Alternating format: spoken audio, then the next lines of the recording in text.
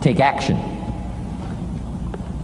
Not hasty if it isn't required, but don't lose much time. Here's the time to act. When the idea is hot and the emotion is strong. That's the time to act.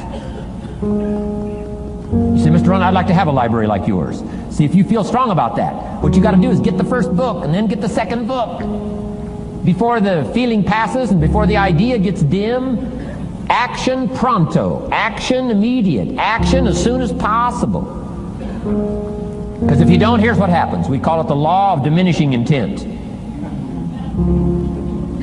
We intend to when the idea strikes us. We intend to when the emotion is high. But now if you don't translate that into action fairly soon, now the intent starts to diminish. And a month from now it's cold. A year from now, can't be found.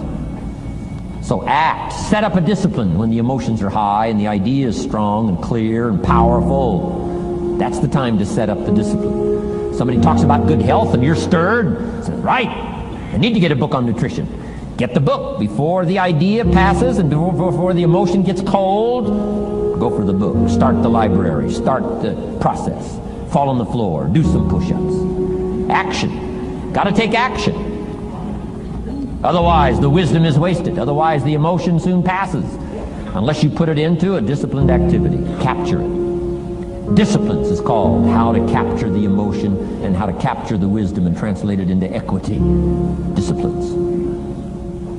Now here's what's important about disciplines. All disciplines affect each other. In fact, here's a good philosophical phrase. Everything affects everything else. Nothing stands alone. Don't be naive in saying, well, this doesn't matter. I'm telling you, everything matters. There are some things that matter more than others, but there isn't anything that doesn't matter.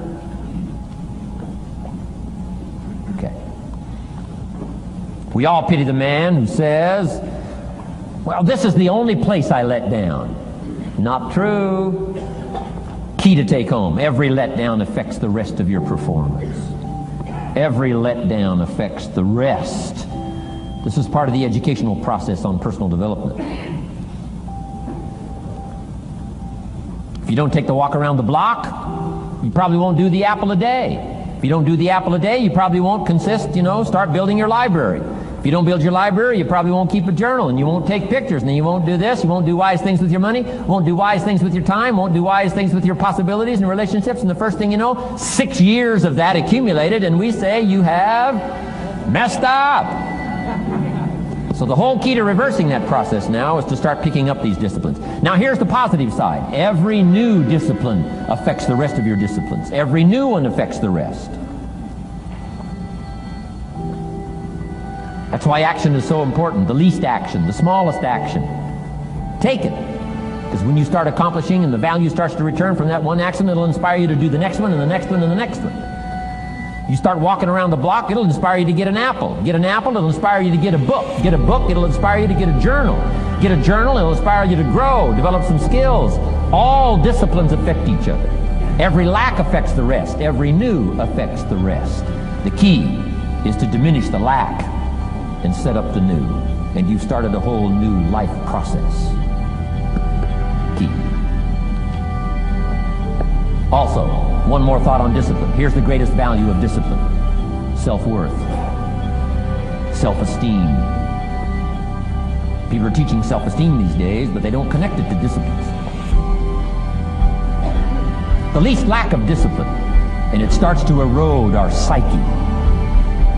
One of the greatest temptations is to just ease up a little bit, right?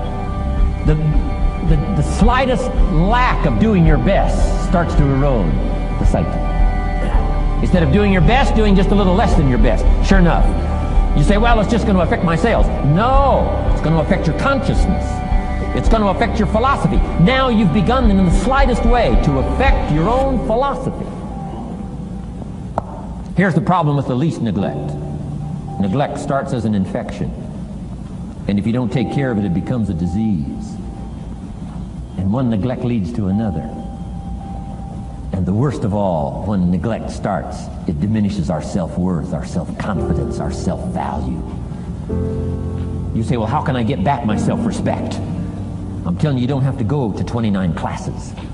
All you have to do is start the smallest discipline that now corresponds to your own philosophy, like I should, and I could, and I will. No longer will I let neglect stack up on me so that I will have the sorry scenario 6 years from now, giving some excuse instead of celebrating my progress. That's the key to discipline. Okay? Let's get kids involved in the least of disciplines.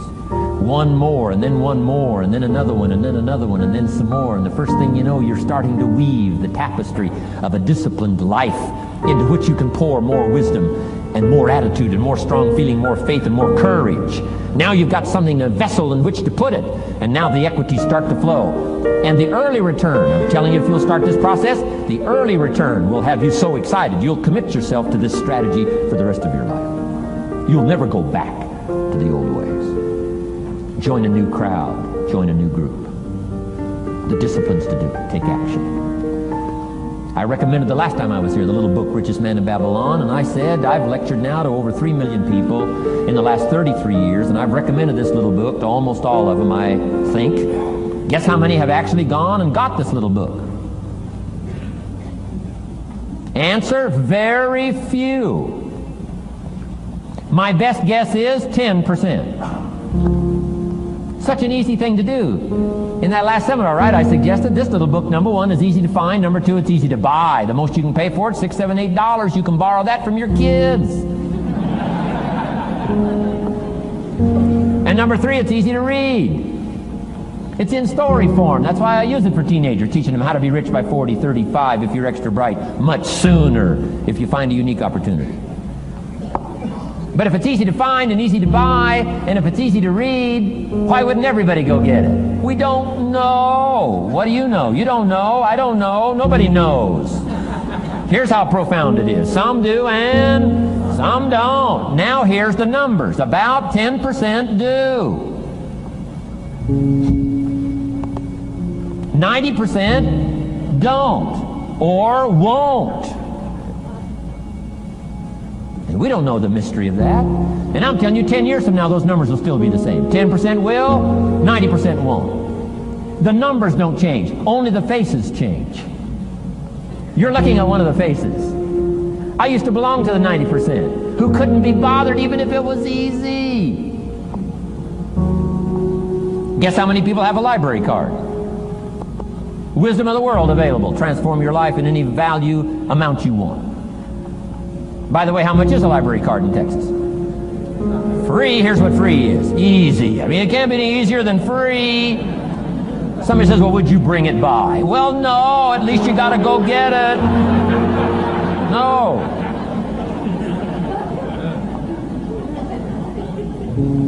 Wisdom of the world available. Transform your life spiritually, socially, personally, economically, and every other way. Teach you how to be rich and powerful and sophisticated and healthy, influential. How many people have a library card? Answer, 3%. 95, 97% couldn't be bothered. Guy specializes in happy hour, but he doesn't have a card. And now readily and quickly blames the government and blames his company and blames policy and blames the pay scale. When if he only knew, if he joined the 3%, here's my advice to you today. Walk away from the 97%. Don't talk like they talk. Don't act like they act. Don't go where they go. Don't specialize in what they specialize in. Throw away the blame list they cling to. Start you a new life. You say, well, is it as simple as getting a library card and join the 3%? And the answer is, of course. Of course. That's how easy this stuff is. This is so easy. It's so simple. It's not complex. You don't need a 2,000-year-old guru. You don't need multi-track affirmations. I'm telling you, don't. Affirmation without discipline is the beginning of delusion. Key. Don't let somebody sweep you into some contrary way to nature itself says, unless you labor. The miracle of the seed and the soil and the seasons and God and all the other stuff that's available, sunshine and rain, that's not available to you by affirmation. It is only available to you by labor. So labor well. Okay. Learn well. Discipline yourself well. and you can have all the treasures you want. This stuff's easy and simple. It's not ocean waves and seagulls. You don't have to move to Sedona, where all the force fields come together in Arizona.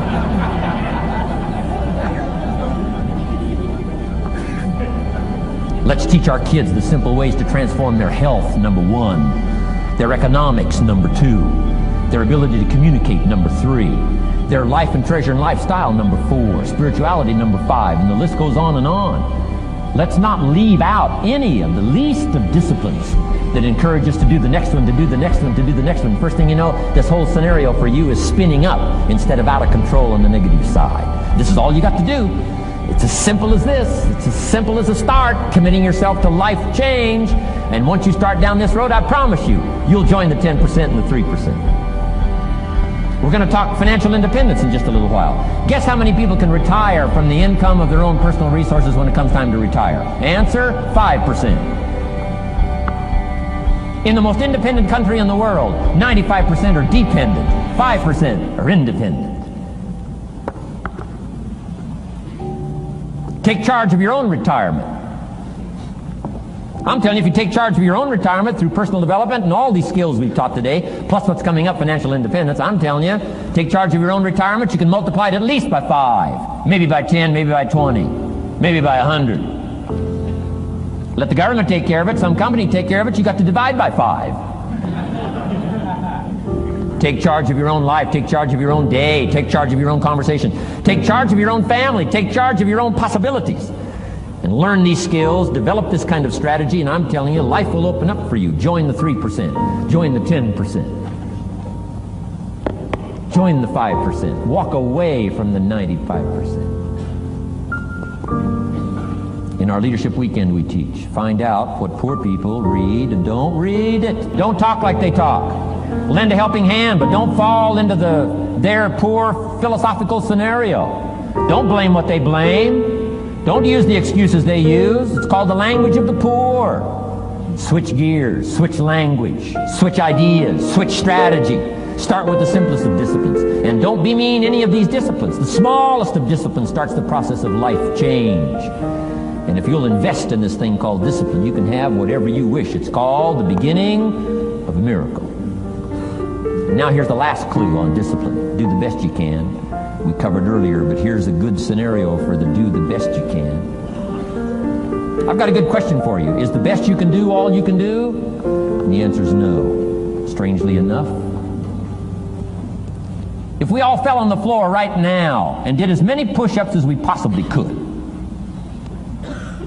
and let's say for some reason you haven't been into push-ups lately, I can't imagine why, but let's say the best you can do is 5.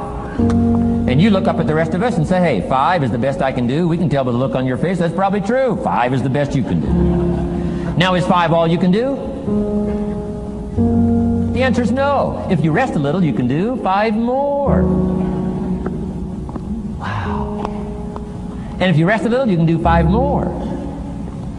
And if you rest a little, you can do 15 more. How did we get from 5 to 15? It's a miracle.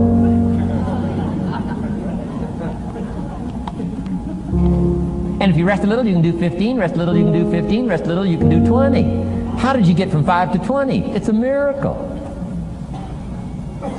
Did you know you can keep doing that? Do a little more, rest a little, do a little more, rest a little, and finally get up to 50 push-ups? Is it possible to get up to 50 push-ups? Of course.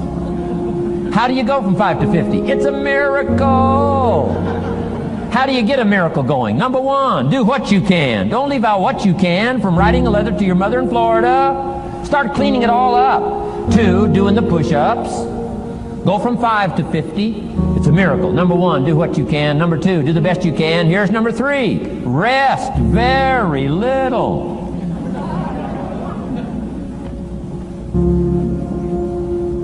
Don't rest too long. Why? The weeds take the garden. Kids have got that figured out. You can't rest too long. Here's the clue. Make rest a necessity, not an objective. The objective of life is not to rest. The objective of life is to act.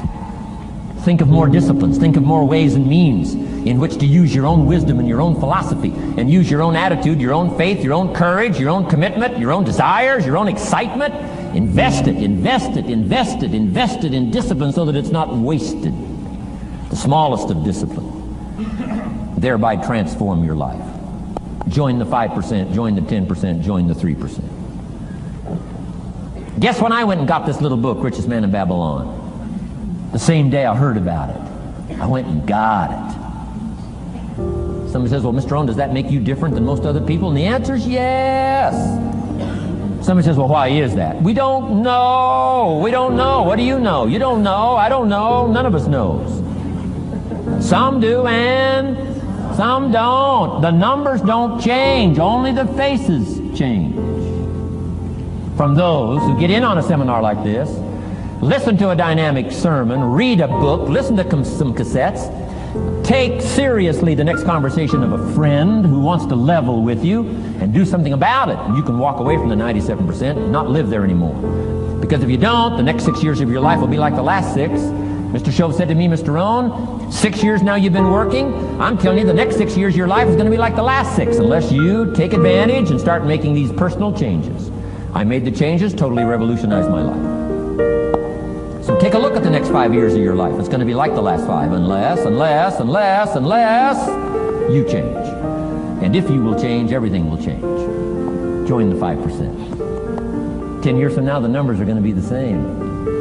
But I'm telling you, some faces in this audience can change and start showing up in the 3% crowd, in the 5% crowd, in the 10% crowd, and thereby dynamically affect